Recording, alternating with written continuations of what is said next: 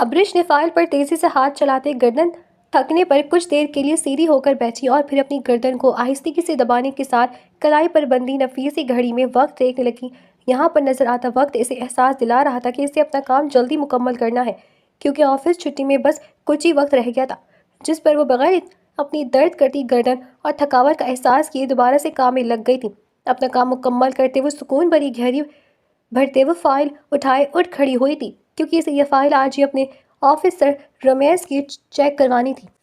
ابرش office روم کی ڈور پر جیسے ہی ناک کرنے اور سر کی اجازت دینے پر اندر داخل ہوئی، وہاں رمیش سر کے علاوہ کسی اور شخصیت کو بھی موجود پا کر وہ کچھ چونکتے ہوئے آگے بڑھنے کے بجائے رک سی گئی تھی۔ ڈونٹ وری مس ابرش، آئے بیٹھے۔ رمیش کے حلاوت آمیز لہجے پر وہ سر ہلاتی اعتماد سے قدم اٹھاتی چیئر پر جا کر بیٹھتے فائل رمیش کی طرف بڑھا گئی تھی۔ جب رمیش نے چہرے پر مسکراہٹ سجائے وہاں پہلے سے موجود ہستی سے ابرش کا تعارف کروائے تو نہ چاہتے ہوئے ابرش کو اپنے سے کچھ فاصلے پر بیٹھے انسان کی طرف متوجہ ہونا پڑا۔ ماویہ، ان سے ملو، یہ میرے آفس کی نیو ورکر ہے مس ابرش۔ اپنی اسٹڈی کے بعد انہوں نے جاب کا فرسٹ اسٹاپ ہمارے آفس سے ہی لیا ہے، مگر یہ بہت ٹیلنٹڈ ہے۔ کام میں تجربہ نہ ہونے کے باوجود مجھے کبھی شکایت کا موقع نہیں دیا۔ رمیش کی بے جا تعریفوں پر ابرش نے خجل سی ہوتی سرخ چہرہ لیے جیسے ہی آنکھیں ترچھی کیے ماویہ نامی شخص کو دیکھا تو اس کا چہرہ اسپاٹ پڑا اور لب بھیج سے گئے تھے، جبکہ مقابل بیٹھا بڑی محویت سے اسے اور اس کے چہرے کے بدلتے تاثرات کا جائزہ لے رہا تھا۔ Hello miss Abrish, nice to meet you. Mawiya اس کی حالت سے دل میں حرص اٹھاتے بظاہر خوش اخلاقی سے مخاطب ہوا تھا۔ ہیلو۔ دوسری طرف ابرش نے دکھانے کو بھی لبوں پر مسکراہٹ لانے کی کوشش نہیں کی تھی اور لٹ مار انداز میں جواب دیتی وہ رمیش کے ہاتھ میں موجود فائل پر نظر ٹکا گئی، جبکہ دل تو چاہ رہا تھا کہ وہ پل جھپکتے اس انسان کے سامنے سے غائب ہو جائے جو بغیر رمیش کی موجودگی کا لحاظ کیس پر نظریں گاڑے بیٹھ گیا تھا۔ ابرش کے چہرے پر ناگواری کا سایہ واضح ہوا تو ماویہ نے بھی سر جھٹکتے اپنا رخ بدلا تھا۔ ہمیشہ کی طرح بیسٹ مس ابرش، سب ٹھیک تو ہے؟ فائل مسٹر طاہر کو دے دیجیے گا۔ رمیش کے بولنے پر ماویہ اور ابرش دونوں اس کی طرف متوجہ ہوئے تھے۔ ابرش تو شکریہ ادا کہتے فائل پکڑے کھڑی ہو گئی، جبکہ ماویہ نے زیرک نگاہوں رمیش پر مرکوز ہوئی تھی جو ابرش کے ساتھ کچھ زیادہ ہی شعری لہجے اپنائے ہوئے تھا، اور اس کا یہ انداز نہ جانے کیوں ماویہ شاہ کو بری طرح چبھا تھا۔ ابرش کے روم سے نکلتے ہی ماویہ بھی رمیش کو الوداع کلمات کہتا باہر آیا تھا۔ اس کی قدموں کی تیزی پر پیچھے موجود رمیش نے تمسخر سے مسکراتے سر جھٹکا تھا۔ ابرش رکو، ماویہ نے جلدی سے اس کے پاس آتے کہا تو کسی بدمزی کے ڈر سے ابرش ناچار اپنی قدم روک گئی تھی، مگر ایک نظر اس نے رمیش کے روم کے بند دروازے کو ضرور دیکھا تھا۔ وہ یہاں کوئی ڈرامہ نہیں چاہتی تھی، خاص طور پر اس سامنے موجود شخص سے تعلق کی وضاحت تو ہرگز دینے کی قائل نہیں تھی۔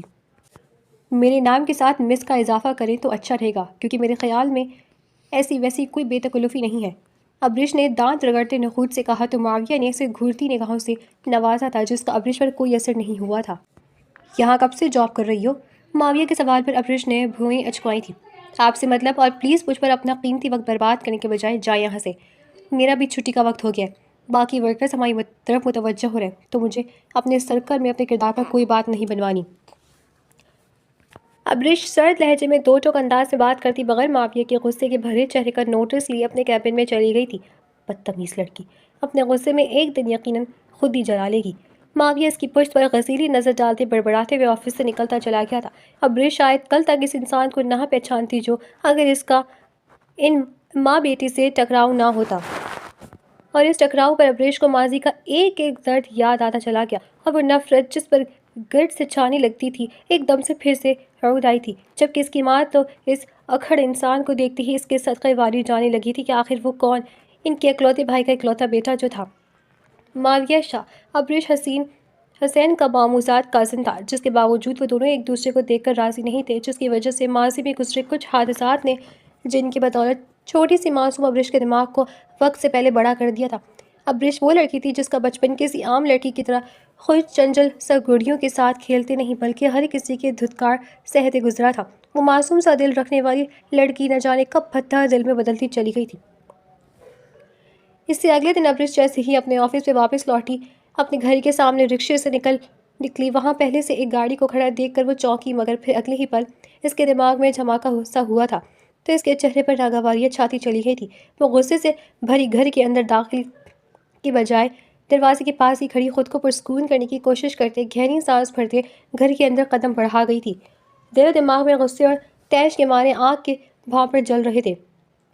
आखिर माविया शायद इतने सालों बाद इनकी ज़िंदगी में मुदाखलत करने क्यों आ गया था? क्या वो भूल गया था कि इसने अब्रिश के साथ क्या किया था? या फिर इन दोनों माँ बेटी के साथ इसके घर में क्या सलूक रवा रखा गया था, और फिर वहाँ से निकलते वो दोनों किस तरह दर बदर की ठोकरें खाते आज यहाँ तक पहुँची थी? वो क्यों इनके ज़ख्म को रेतने के बायस बन रहा था? गुजरा एक एक पल याद करते अब्रिश खुद को सब्र का पढ़ाया सबक भूले आज इस माविया शाह से निपटने के लिए जैसे ही अपने घर के छोटे से लाउंज पे आई, वहाँ इसकी पहली नज़र अपने मामू जफ़र शाह पर पड़ी तो वो साकित हो गई थी। मगर फिर इसकी हैरानगी भरी नज़रें माविया पर शाह पर गईं, क्योंकि इससे इसकी अच्छाई की हरगिज़ तवक्को नहीं थी कि वो अपने बाप को इनकी गुमशुदा बहन के मिल जाने का बताएगा, जबकि वो तो परसों टकराव के बाद आज ना सिर्फ खुद आया था बल्कि बाप को साथ लाते जैसे इसकी माँ पर एहसान करके बैठा था। अब्रिश, मेरी बच्ची फरखुंदा, ये तो माशाल्लाह इतनी बड़ी हो गई है। जफ़र शाह शफ़क़त से खड़े होते बोले तो अब्रिश ना चाहते हुए भी इनकी खुली बाहों में जा समाई थी। सिर्फ कद काट पे ही नहीं बल्कि मौसूफ़ा की ज़बान भी काफ़ी लंबी हो गई है। बचपन वाली तो कोई बात ही नहीं। अब्रिश के चेहरे के हैरान तासुरात पर महफूज होते माविया शाह दिल में खुद से मुखातिब हुआ था। इसके बाद थोड़े इमोशनल सीन के बाद अब्रिश माविया के वजूद को यकसर नज़रअंदाज किए ज़फ़र शाह से हल्की फुल्की बातें करने लगी थी। इसकी ये अदा माविया शाह के मूड को गारत करने का बायस बनने लगी थी। आखिर वो मर्दाना वजाहत से भरपूर इंसान लड़कियों को हमेशा अपनी एक नज़र करम के लिए चलते तड़पते जो देखता रहता था। मगर फरकुंदा बेगम को अपने भतीजे का पूरा ख्याल था। वो इसे भी थोड़ी देर बाद गुफ्तगू में शामिल कर लेती थी और इनका अपने भतीजे का साथ ये इल्तिफात अब्रिश को नाक भूल चढ़ाने पर उकसा रहा था। और फिर वहाँ मौजूद इन दो जवान लड़की और लड़के ने अपनी बड़ों के बीच में रहकर ज़बान से तो नहीं अलबत्ता आंखों ही आंखों में एक दूसरे को चिढ़ाया और गुस्सा लाजमन दिलाया था। अब्रिश बेटा, माविया बता रहा था कि तुम रुमैस के ऑफिस में जॉब कर रही हो। खैर तो है, वो भी अपना बच्चा, मगर अब जब हम मिल गए हैं तो अच्छा नहीं लगेगा कि तुम अपना ऑफिस छोड़कर इसके ऑफिस में जाओ। घर में खबर पहुंची तो औरतें खामखा बितंगड़ बना देंगी। जफ़र शाह की बात पर फरखुंदा बेगम और अब्रिश ने नासमझी से इनकी तरफ दिखा, जबकि अब की बारी माविया सुकून से टांग पर टांग चढ़ाकर बैठ गया था। क्या मतलब मामू? अब्रिश ने कुना क्यों से माविया का पुरसुकून चेहरा देखा था। रमेश माविया की खाला का बेटा है, इसलिए कह रहा हूँ कि तुम हमारे पास आ जाओ। रमेश पर जब ये बात खुलेगी तुम मेरी भांजी होते इसके ऑफिस में काम करोगी तो न जाने क्या सोचे। जफ़र शाह के खुलकर बात करने पर अब्रिश ने सख्ती से अपने होंठ बेचे थे। सॉरी टू से मामू, वहाँ से मैंने जॉब अपनी काबिलियत से हासिल की है। आज मैं जो भी हूँ अपनी मेहनत से हूँ और मुझे हरगिज़ अच्छा नहीं लगेगा कि मैं अपनी सलाहियतों को भूलते किसी के एहसान तले दब कर काम करूँ। अब्रिश का लहजा किसी मुरव्वत से पाक था जिस पर फरखुंदा बेगम भी चुप होकर रह गई थी। अब्रिश के बोलने के बाद वहाँ खामोशी छाई तो माविया ने गला खंखार कर था। कोई बात नहीं डैड, अगर ये वहीं अपनी जॉब जारी रखना चाहती है तो मैं वैसे कहकर इसका रैंक बढ़वा देता हूँ। माविया की भारी आवाज़ में कहे जाने वाले अल्फाज पर अब्रिश ने एक झटके से इसकी जानब देखा और फिर माविया ने अब्रिश की सियाह आंखों में अपने लिए नफरत का जज्बा देखा तो वो दम साधे इसकी आंखों में देखता चला गया था।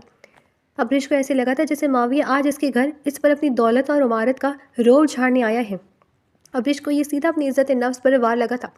इसके दिल में छुपी माविया के लिए नफरत मजीद बढ़ी थी।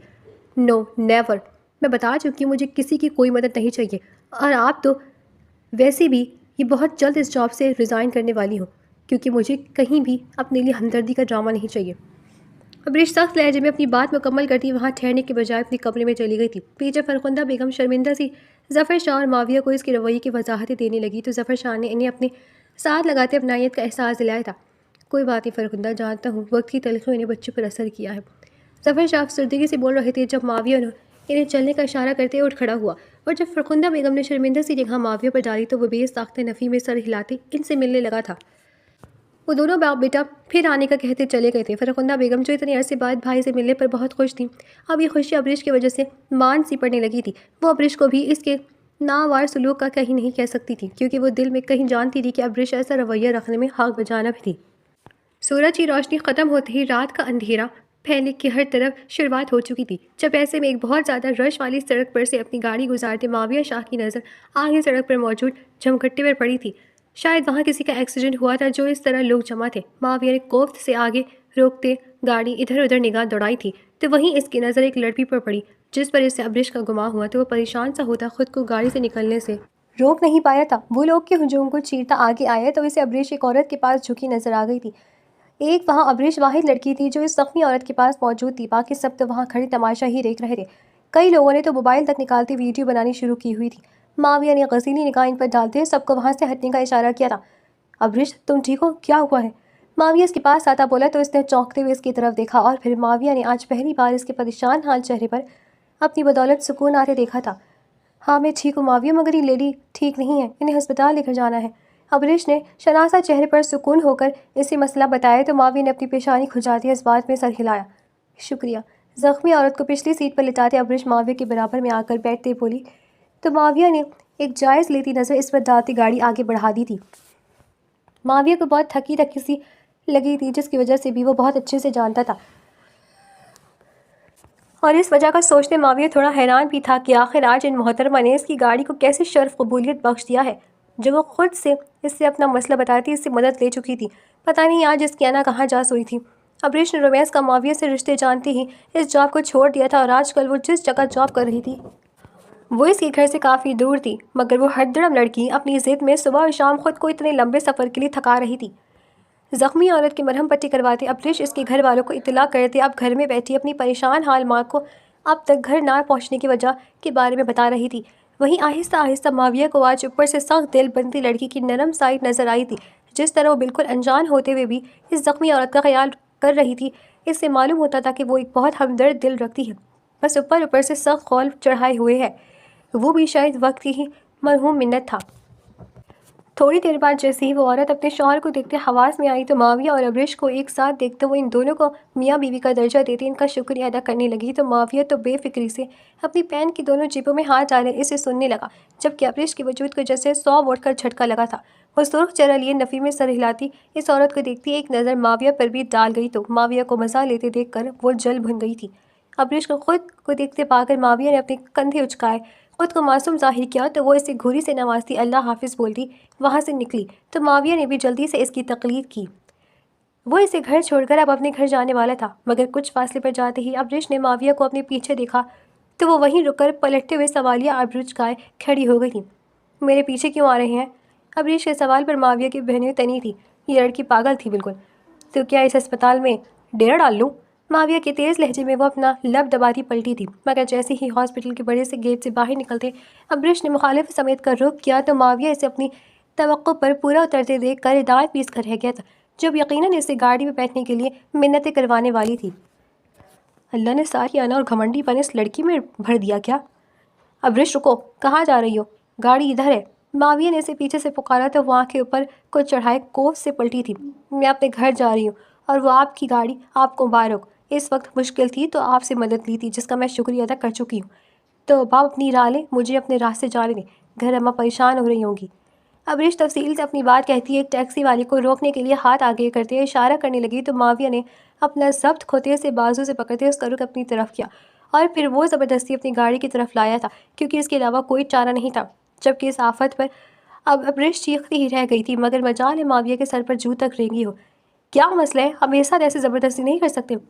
अबरीश ने चिल्लाते अपने बाजू पर मौजूद माविया का हाथ झटकना चाहा, जो इसे किसी अंगारे की तरह मालूम हो रहा था। मैं सिर्फ पप्पो के लिए कर रहा हूँ, वरना मुझे भी तुम्हारी जैसी ज़िद्दी लड़की से कोई सरोकार नहीं, समझी तुम? अब शराफत से बैठो गाड़ी में, वरना वो जहमत करने में मैं भी मुझे कोई यार नहीं। माविया इसकी पुश्त गाड़ी के दरवाजे से लगाए इसके सामने जम कर खड़ा हुआ तो अबरीश ने ज़ख्मी निगाहों से इसे देखते दोनों हाथों से इसे पीछे की तरफ धकेला और फिर गाड़ी के अंदर बैठती वो पूरी क़ुव्वत से गाड़ी का दरवाज़ा बंद करती अपना गुस्सा जाहिर करना नहीं भूली थी। माविया शाह कान में उंगली घुमाते ही ड्राइविंग सीट की तरफ आया था। आखिर क्यों हर वक्त मुँह में कड़वे करेले चबाए रखती हो? हालांकि कुछ देर पहले भी तुम अपनी मर्ज़ी से इस गाड़ी में इसी सीट पर बैठ चुकी हो, तो अब क्या मज़ाक़ा है? गाड़ी रोड पर डालते माविया शाह के सवाल पर अबरीश बुरी तरह चिढ़ गई थी। दिमाग पर माविया शाह का खुद पर हावी हो जाना बेबसी का एहसास दिलाता इसके गुस्से में इजाफा कर रहा था। वो इस वक्त की ज़रूरत थी बस, वरना तुम बखूबी मेरे अपने मुतालिक नापसंदगी जानते हो।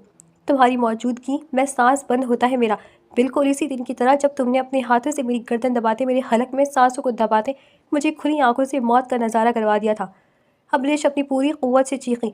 अपनी ज़िंदगी के स्याह दिन को याद करते हिचकी भरते अपने चेहरे का रुख बदल गई थी, क्योंकि वो अपनी आंखों के भीगेपन को किसी तौर पर माविया शाह पर आश्कार नहीं करना चाहती थी। जबकि अबरीश के अल्फाज और इसकी तकलीफ़ महसूस करते माविया शाह के लबों के साथ पूरे वजूद पर एक सन्नाटा सा छाता चला गया था। इसके बाद बाकी का सफ़र खामोशी से कटा था। माविया शाह अपने दोस्त के साथ काफ़ी पीने बाद जैसे ही कैफ़े से बाहर जाने के लिए अपनी जगह से उठाए इसकी निगाह بلا ارادہ ہی کچھ فاصلے پر موجود لڑکی اور لڑکے پر گئی اور پھر کچھ دیر کے لیے پلٹ نہیں سکی تھی، کیونکہ وہ کوئی اور نہیں بلکہ ابریش اور رومیس تھے۔ اگر ابریش رومیس کے پاس سے جاب چھوڑ چکی تھی تو اس کے ساتھ کیا کر رہی تھی؟ بے ساختہ ماویہ کے دماغ میں یہ سوال کلبلایا تھا، اور کہیں نہ کہیں ابریش کو یوں ایک ہوٹل میں رومیس کے ساتھ موجودگی اسے زہر لگی تھی۔ مگر پھر اپنے دوست کے مخاطب کرنے پر وہ بڑی مشکل سے کیفے سے نکلتا اپنی گاڑی کی طرف آیا تھا، مگر یہ صرف اپنے دوست کو دکھانے کے لیے تھا، کیونکہ وہ اب گاڑی میں بیٹھا کیفے کے گیٹ پر نظریں جمائے ابریش کا انتظار کرنے لگا تھا۔ ہر گزرتا لمحہ ماویہ پر بھاری پڑ رہا تھا، مگر وہ لب بھیجے پتہ نہیں کس احساس کے تحت یہاں گاڑی میں بیٹھا تھا۔ تھوڑی دیر بعد رومیس پہلی بار آیا تھا اور اپنی گاڑی میں بیٹھا چلا گیا، جبکہ ابریش بعد میں نکلی تو ماویہ جھٹ سے اپنی گاڑی سے نکلتے اس کے سامنے آیا تو ابریش نے خوف سے آنکھیں گھما کر رہ گئی۔ تم تو رومیس کی جاب چھوڑ چکی ہو نا، تو پھر آج اس کے ساتھ یہاں کیا کر رہی تھی؟ ماویہ نے سختی سے سوال کیا تھا۔ آپ سے مطلب؟ ابریش نے اس کے سوال پر ناگواری سے جواب دیتے اس کے سامنے سے ہٹنا چاہا، مگر ماویہ اس پر فی الوقت راضی نہیں تھا۔ ہاں ہے مطلب، ہماری عزت تو پھپھو تو تمہیں کھلی ڈیل دے چکی ہیں، مگر ہم آنکھیں بند کر کے نہیں رہ سکتے۔ ماویہ شاہ غصے سے بولا۔ دل میں خود بدی سی لگی تھی کہ آخر رومیس ابریش سے کیوں ملا تھا؟ مجھے اپنے ساتھ جوڑنے کی کوشش نہیں کرے، اور رہی میری عزت کی بات تو وہ آپ کا مسئلہ نہیں ہے۔ ویسے آپ کا اس طرح میری راہ رکنا بھی لوگوں کی نظر میں مجھے مشکوک ہی ٹھہرا رہا ہے۔ آپ سے بھی میری عزت کو خطرہ ہے تو پلیز چھوڑ میرا راستہ۔ ابریش بنا سوچے سمجھے بولتی ماویہ شاہ کے غصے میں اضافہ کر گئی تھی۔ ماویہ نے قہر بھری نظروں سے اسے گھورا تھا۔ مجال تھی یہ 5 فٹ کی لڑکی 6 فٹ سے زیادہ ماویہ شاہ کے روب سے ڈر جاتی۔ اسے ہمیشہ ماویہ شاہ سے برابر کا مقابلہ کرنا تھا، جبکہ اپنے بچپن اور لڑک پن میں تو ماویہ نے اسے ہمیشہ ڈرے سہمے اپنی ماں کے پیچھے چھپتے دیکھا تھا۔ جسٹ شٹ اپ، مجھ سے تمہیں عزت کا خطرہ لاحق ہو گیا ہے، اور جو اندر رومیس کے ساتھ موجود وجہ کیا چل رہا ہے تم دونوں کے درمیان؟ ہاں بتاؤ مجھے، یا پھر اس کی جاب چھوڑنے کا صرف بہانہ تھا جبکہ پیچھے کچھ اور ہی؟ ماویہ شاہ کا دل اس قدر سلگ چکا تھا کہ وہ اپنی جانی سے آنکھ میں جھلستا بس بولتا چلا گیا، جب اس کے الفاظ کی بڑھتی سنگینی پر ابریش نے لال پھپھو کا چہرہ لیے اپنا ضبط کھوتے ہاتھ اٹھا لیا تھا۔ اس ہاتھ کا نشانہ ماویہ شاہ کا گال ہونے والا تھا، مگر ابریش بہت چاہ کر بھی اسے تھپڑ نہیں مار سکی تھی۔ ماویہ نے اس کے اٹھے ہاتھ کو دیکھتے لب بھیجے، ابریش کو دیکھتے ایک قدم مزید اس کے قریب لیا تو وہ بجائے ڈرنے کے سابق قدمی سے وہی جمی کھڑی اس کی آنکھوں میں آنکھیں ڈالتے غرائی تھی۔ خبردار، جو میرے کردار پر کیچڑ اچھالا تو آج میں کمزور نہیں رہی، سمجھے؟ اور رہی تمہاری اس نام نہاد رومیس صاحب کی، تو وہ مجھے پسند کرتے اپنا پروپوزل دے رہے تھے، جو میں ریجیکٹ کر چکی ہوں، کیونکہ مجھے تم سے اور تمہارے خاندان سے کوسوں دور رہنا ہے۔ ابریش انگلی اٹھائے وارن کرتی، برملا اس سے نفرت کا اظہار کرتی مضبوط قدم لیے اس کے پاس سے گزر گئی تھی، جبکہ ماویہ شاہ کئی لمحے ابریش کی خود کے لیے نفرت اور رومیس کا اسے پرپوز کرنے کے بارے میں جاننا ساکت کھڑا رہ گیا تھا۔ دل میں نہ جانے کون سی بات کسی بندوق کی گولی کی طرح چھید کرتی جا رہی تھی۔ جن دونوں ماویہ شاہ خود کو اپنے دل کی بڑھتی ہی بے چینی اور جذبات کو سمجھنے کی کوششوں میں تھا، تبھی اس کے سامنے ابریش کی شادی کا کارڈ آیا تو وہ کچھ دیر کے لیے پونچھ رہ گیا تھا۔ دل ایک لمحے کو اس طرح دھڑکنا بھولا کہ ماویہ کو لگا اس کی سانسیں بھی سینے میں ہی کہیں دبی رہ گئی ہیں، مگر یہ سب ایک لمحے کے لیے تھا، اور دوسرے ہی پل اس کی سانسیں اور دل کا دھڑکنا معمول کے مطابق ہونے لگا۔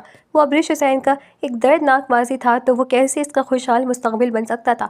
اور وہ پھر وہ اسے کبھی قبول تو بھی نہیں کرتی، اور ماویہ شاہ کو بھی اس کا کزن ہونے کے ناطے اپنی محبت کی ناقدری قطعاً منظور نہیں تھی۔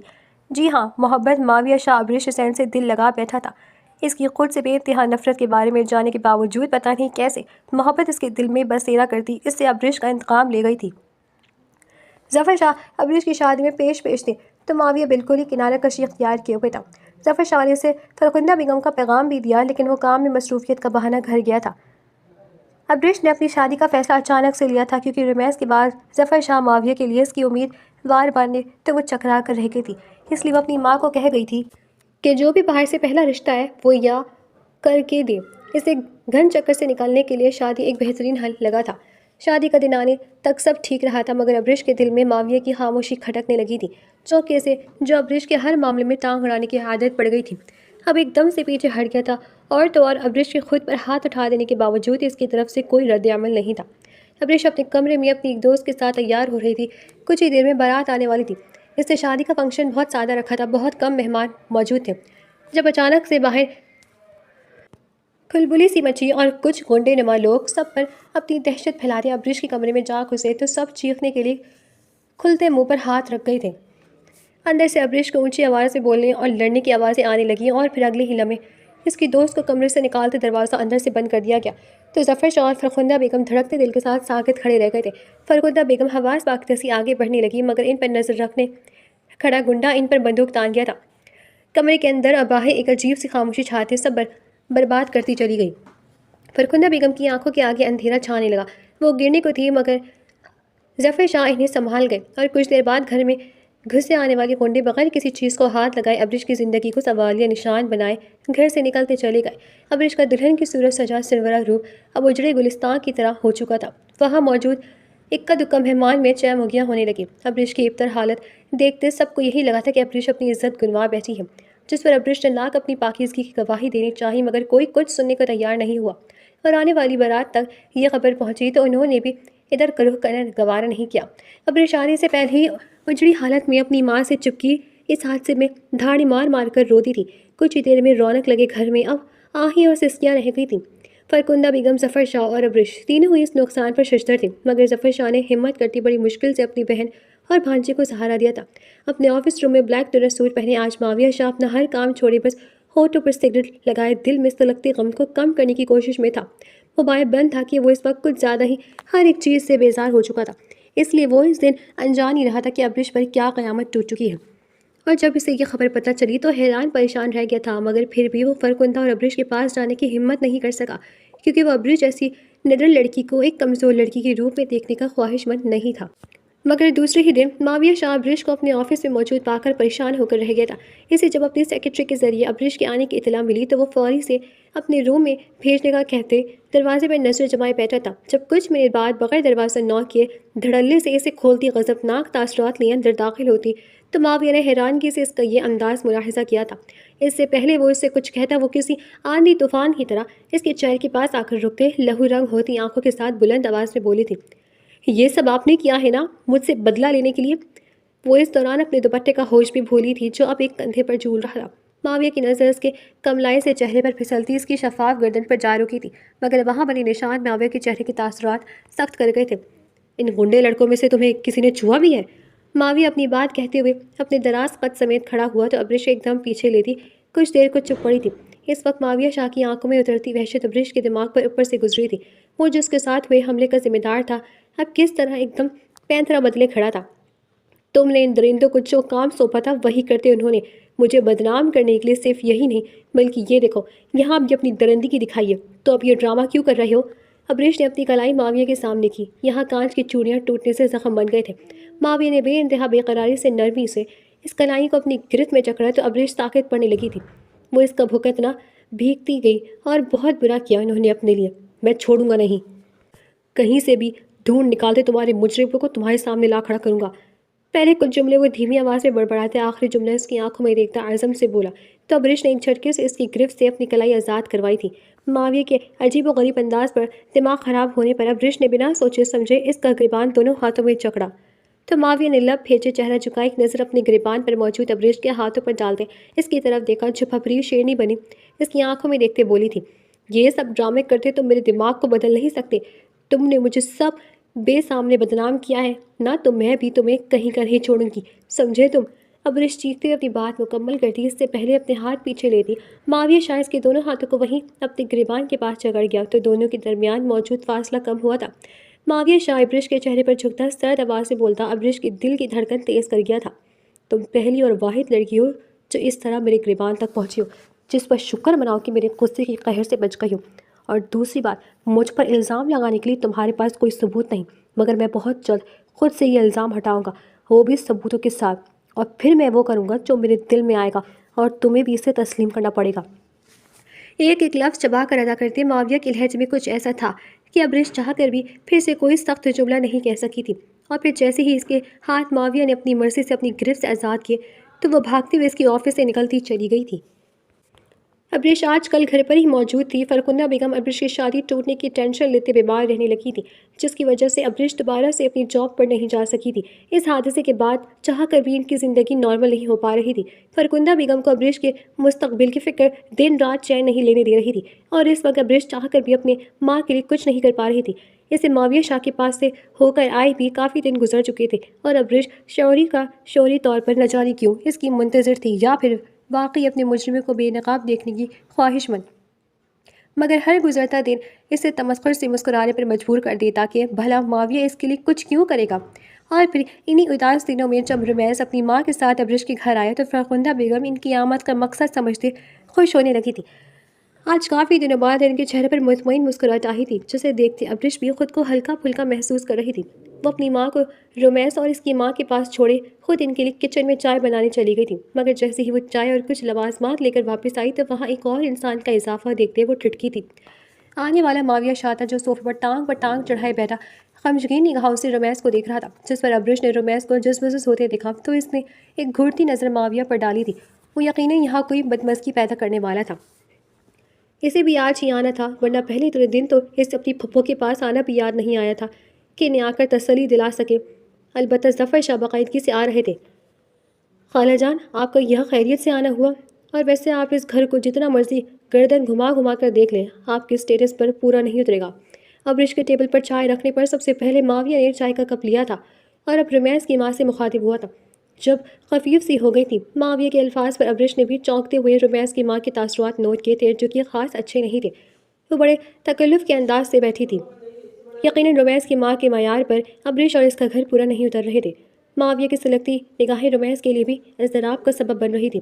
جب یہ رمیز کی ماں منہ بنائے ہوئے بولی تھی، ہاں رمیز کو تمہاری یہ کزن پسند آ گئی ہے تو یہ رشتہ مانگنے کے لیے لایا ہے، حالانکہ میں نے اسے کہا بھی تھا کہ تم اکیلی بھی چلے جاؤ تو انکار نہیں ہوگا، آخر تمہارے جیسا لڑکا انہیں کہاں ملے گا۔ رمیز کی ماں کے جملوں میں غرور بھرا تھا۔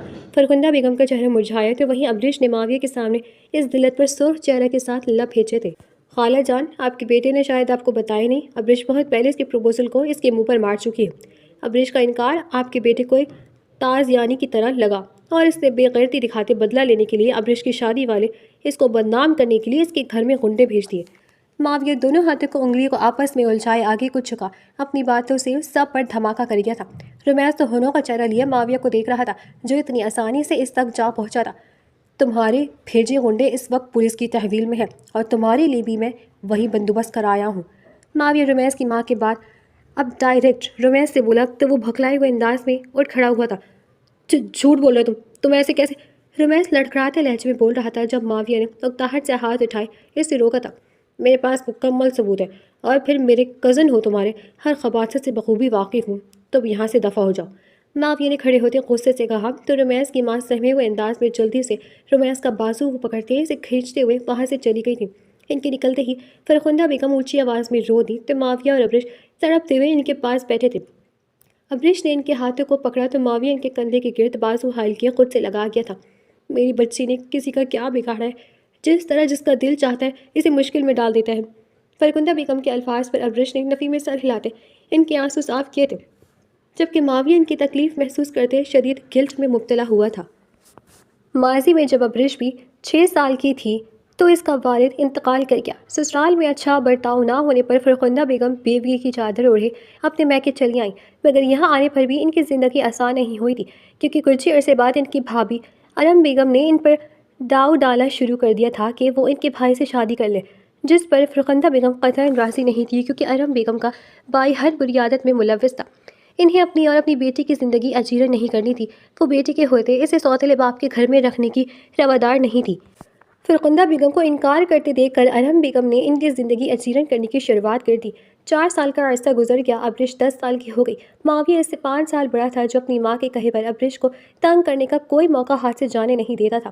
ارم بیگم کے ساتھ ان کی بہن ناز بیگم بھی فرخندہ اور ابرش کی مشکلات میں اضافہ کرنے میں پیش تھیں۔ جب ایک رات جب معاویہ 15 سال اور ابرش دل کی تھی تو ارم بیگم نے ایک بڑا کھیل کھیلا۔ اس رات ناز بیگم اپنے بیٹے رمیز کے ساتھ انہی کے گھر میں تھیں۔ بہانے سے ابرش کو معاویہ کے کمرے میں سلاتے آدھی رات کو ارم بیگم نے چیختے چلاتے سب کو اکٹھا کر لیا تھا۔ معاویہ اور ابرش کو ایک کمرے میں دیکھتے فرخندہ بیگم حیران و پریشان رہ گئی تھی۔ بھوکلا تو معاویہ بھی گیا تھا، جو ابھی کچھ دیر پہلے رمیز کے ساتھ ایک مووی دیکھنے کے بعد اپنے کمرے میں آیا تھا۔ اس نے اپنی صفائی دینی چاہی، مگر اس کی ماں نے اپنی زور آور آواز کے دباؤ میں اس کی آواز دبا دی تھی۔ سب کی شکی نگاہیں خود پر دیکھتے معاویہ بھی غصے سے پاگل ہونے لگا، اور اس نے ابرش کو کینہ توش نظروں سے دیکھتے اس کی طرف پیش رفت کی، جو اس سارے فساد کی جڑ تھی، کیونکہ معاویہ کے مطابق آخر ابرش اس کے کمرے میں آئی ہی کیوں تھی۔ معاویہ نے ایک جھٹکے سے اس کی نازک گردن کے گرد اپنے ہاتھوں کو شکنجہ کسا اور اپنی پوری طاقت لگاتے وہ ابریش کو جان سے مارنے کے در پہ ہوا تھا۔ ابریش کی آنکھیں باہر کو ابلی تھیں۔ فرخندہ بیگم اور ظفر شاہ نے چیختے ہوئے معاویہ کو ابریش سے دور کرنا چاہا، مگر آج معاویہ ان کے قابو میں نہیں آ رہا تھا، اور پھر اگلے ہی پل دم گھٹنے اور خوف سے ابریش کی آنکھیں بند ہوتی چلی گئیں تو معاویہ نے اسے چھوڑتے اپنے قدم پیچھے لیے تھے۔ وہ بھی اب اندر سے ڈر گیا تھا۔ فرخندہ بیگم دھاڑی مار کر رو تھی۔ انہیں لگا تھا کہ ابریش مر چکی ہے، مگر ظفر شاہ اس کی نبض دیکھتے سے اٹھائے ہاسپٹل کی طرف دوڑے تھے۔ اپنی بیٹی کی زندگی بچ جانے پر فرخندہ بیگم نے اللہ کا شکر ادا کرتے اس گھر سے بھی جانے کا فیصلہ کر لیا تھا۔ اپنی اور اپنی بیٹی کی زندگی کی عافیت کے لیے انہوں نے بغیر کسی کو بتائے ایک دن گھر چھوڑ دیا تھا۔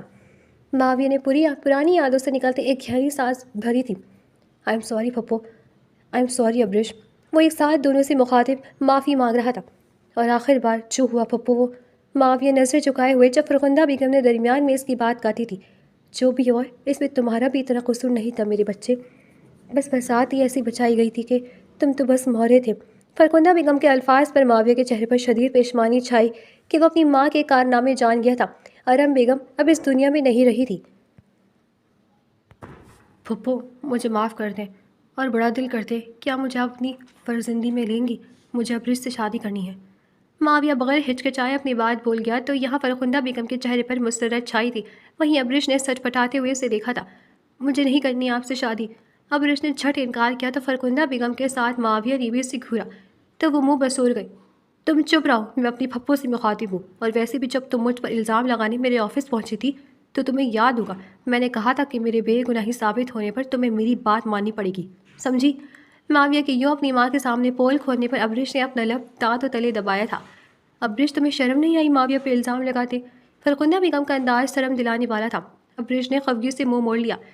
تم جاؤ کھانے کا کچھ دیکھو، میں اپنے بچے سے شادی کے سارے معاملات ڈسکس کر لوں۔ فرخندہ بیگم کو اپنی مرضی جانے بغیر اتنی آسانی سے اپنے بھتیجے کا پروپوزل ایکسیپٹ کرنے دیکھ کر وہ غصے سے اٹھتی کچن میں گئی تھی، مگر یہ سب اوپری تھا کیونکہ اندر سے ابریش کا دل و دماغ بہت دیر بعد پرسکون سے تھا۔ آپ نے اسے ناراض کر دیا۔ معاویہ کی پریشانی لیے الفاظ پر فرخندہ بیگم نے مسکراتے ہوئے اس کے بال بکھیرے تھے۔ تو تم منا لینا اسے، کیونکہ نکاح نامے پر سائن اسے ہی کرنے ہیں، یہ نہ ہو ہماری شادی کی تیاریاں دھری کی دھری رہ جائیں۔ فرخندہ بیگم کے شرارت بھرے انداز پر معاویہ ہنس دیا تھا۔ نہیں میں اس سے پہلے ہی منا لوں گا۔ ہے تو تھی مرچ، مگر اسے اپنی دلہن بنانے کے لیے اس کی راضی ہونا ضروری ہے، معاویہ نے مسکراتے ہوئے کہا جب ظفر شاہ کی وہاں آمد ہوئی تھی۔ کچھ دیر بعد جب ان کے علم میں سب آیا تو وہ بھی حیران رہ گئے تھے، مگر معاویہ کے خود دھڑلے سے ابریش کا رشتہ مانگ لینے پر انہوں نے مصنوعی غصے سے اسے گھورا تو وہ بغیر اثر لیے کندھے اچکا گیا۔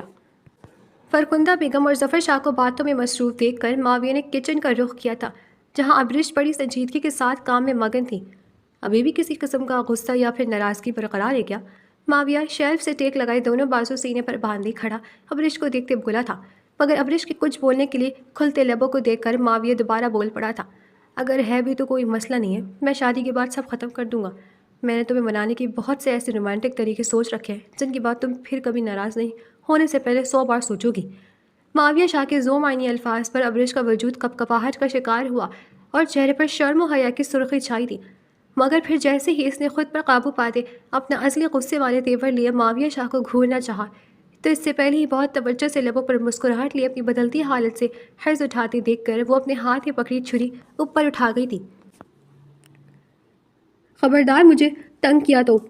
معاویہ شاہ کی نظریں کہ بڑھتی بے باکی دیکھتے ابریش نے اسے ڈرانا چاہا تھا، مگر معاویہ شاہ بڑے دھڑلے سے اس کی چھری والے ہاتھ پر گرفت کرتے اسے ہولے سے اپنے نزدیک کریے تو ابریش کا دل آج ایک نئی لے پر دھڑکا تھا، اور پھر اوپر سے معاویہ شاہ کی گھمگیر سی آواز ابریش کو خود میں مخو کرنے لگی تھی۔ میں تمہیں تنگ بھی کروں گا اور پیار بھی بے انتہا کروں گا، اس کے لیے بس کچھ دن تک میں باقاعدہ اس کا پرمٹ حاصل کرنے والا ہوں، جس کے بعد تم سے زیادہ میرا حق ہوگا۔ معاویہ نے بولتے ہوئے ہاتھ بڑھاتے اس کے چہرے پر جھولتی لٹ کو چھوا تو اس کا لمس اپنے رخسار پر محسوس کرتے ابریش نے جھرجھری سی لی تھی۔ ہاتھ چھوڑے میرا اور باہر جائیں، امی اور ماموں کیا سوچ رہے ہوں گے؟ ابریش نے بڑی مشکل سے لہجے میں سختی پیدا کرنے کی کوشش کی تھی۔ پھپھو کے کہنے پر ہی تمہیں منانے آیا ہوں، اور اب تم کچھ مانی ہوئی لگ رہی ہو، تو میری ایک شرائط سن لو، اس کے بعد ہی شادی کی شاپنگ کے بارے میں سوچیں گے۔ معاویہ نے اس کا ہاتھ چھوڑتے پھر سے اپنے بازو سینے پر باندھتے ابریش کو اپنے الفاظ سے حیران کیا تھا، مگر وہ اس کی حیرانگی کو نظر انداز کرتے بول رہا تھا۔ تم اب جاب نہیں کرو گی، اگر کرو گی بھی تو میرے ساتھ میرے آفس میں، اور دوسرا غصہ نہیں کرو گی، یا میرا معصوم سا دل ڈر جاتا ہے تمہارے غصے سے۔ اچھا تھوڑی لگے گا تم سے ڈرتے لوگ مجھے زند مرید کہیں گے۔ معاویہ کے آخری الفاظ پر ابریش نے اپنی مسکراہٹ دباتے سے گھوری سے نوازا تھا۔ باتیں وہ کریں جن پر یقین کیا جا سکے، آپ اور وہ بھی مجھ سے ڈرے یا پھر ڈرتے ہیں تو یہ سب سے بڑا جھوٹ ہے۔ ابریش نے معاویہ کو دیکھے بغیر کچن کا کام کرتے اپنے دھیان میں بات مکمل کی تھی۔ جب معاویہ پھر سے اس کے کام میں مداخلت کرتا اسے کاؤنٹر سے لگاتے وہ اس کے اعتراف میں ہاتھ رکھتے اس پر جھکا تو ابریش کی بولتی بند ہوئی تھی اور اس نے ہونوک پن سے معاویہ کو دیکھا جو اسے بچوں کی طرح کام نہیں کرنے دے رہا تھا۔ معاویہ اس پر جھکا تو ابریش نے سانس روک لی تھی۔ معاویہ اس کے دائیں کان کے پاس چہرہ کیے گہری سانس بھر گیا تو ابریش نے آنکھیں اور لب بھیجے تھے، نہ جانے مزاحمت کہاں جا سوئی تھی۔ دل کی حالت بدلی تھی، وہ معاویہ کو خود پر حاوی ہونے سے روک نہیں پا رہی تھی۔ اچھی لگ رہی ہو یوں اس طرح میرے قریب مجھ سے شرماتی ہوئی۔ معاویہ ایک بھرپور نظر اس پر ڈالتے اس کی بند پلکوں پر اپنی گرم سانسیں چھوڑتے ہوئے بولا جب باہر سے ظفر شاہ کی آواز آئی تھی، کھانا آج کی تاریخ میں بنے گا یا نہیں؟ تب ابریش نے جھٹ آنکھیں کھولی تھیں اور پھر وہ دونوں ہاتھ معاویہ کے سینے پر جمائے اسے پیچھے دھکیل گئی تھی۔ معاویہ جائیں یہاں سے، مجھے کھانا بنانا ہے اور آپ تنگ کیا تو میں واقعی میں ناراض ہو سکتی ہوں، سمجھے آپ؟ ابریش کے جھٹکا دینے پر وہ پیچھے ہٹ گیا تھا اور اب ابریش کی انگلی دکھاتے وارن کرنے پر وہ اس کی انگلی کے گرد اپنی انگلی لپیٹ گیا تھا۔ پیار سے ایک بار پھر میرا نام کہو، پھر جا رہا ہوں۔ معاویہ نے آنکھوں میں پرشوق جذبے لیے فرمائش کی تھی۔ ابریش کے لبوں پر شرمیلی سی مسکراہٹ نے جگہ بنائی تھی۔ معاویہ پلیز جائیں۔ ابریش کے بولتے ہی معاویہ نے اس کی انگلی کی پور کو لبوں سے چھوتے اسے ہکا بکا چھوڑتے کچن سے باہر کی ڈالی تھی کہ اب واقعی میں ابریش کی طرف سے چھری کا حملہ یقینی تھا۔ ابریش نے معاویہ کی نگاہوں سے اوجھل ہوتے اپنا کھلا منہ بند کیا اور پھر نفی میں سر ہلاتی اپنی انگلی کو مٹھی میں دباتے وہ اب اچھے دنوں کی امید کے ساتھ کھانا بنانے لگی تھی۔